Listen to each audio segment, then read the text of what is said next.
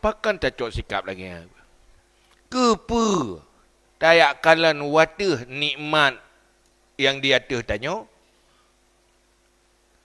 Pu tujuan. Mengambil nayum nikmat. Hantar tim kalan yang uyuk tanya mengat berharga nikmat yang kah makanan. Mana lebih baik? Untuk diri sendiri baik ke gop ilai.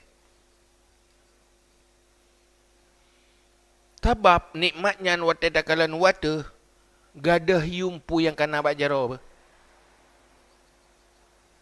Gaduh takalan atta yang golom tamiliki nyan hilang harga apa yang sudah dimiliki.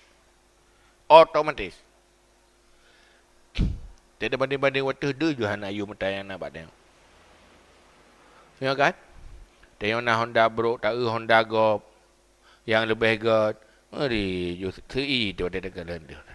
Ha na yum. Padahal yang Honda Hanaji pada yang tepat. Lepas mayum naji. Tapi tak ada ayum kan?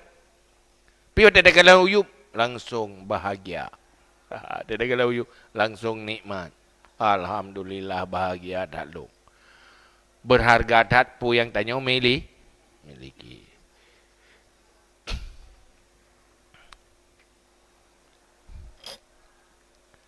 Yang cara bahagia diri. Punya kalian yang tagalan at tayong golom na. Habis tayong golom na yan. Baca habis. Kiban si mede baik takalan. Pulau Hanada, nyo ada Hanada tak balik tak. Pulau Royo na COD. Toko Bajaro dekat. Tapi dia tak baru kerana lo Hana. Hana je kan. Belum mah leo. Ke habis.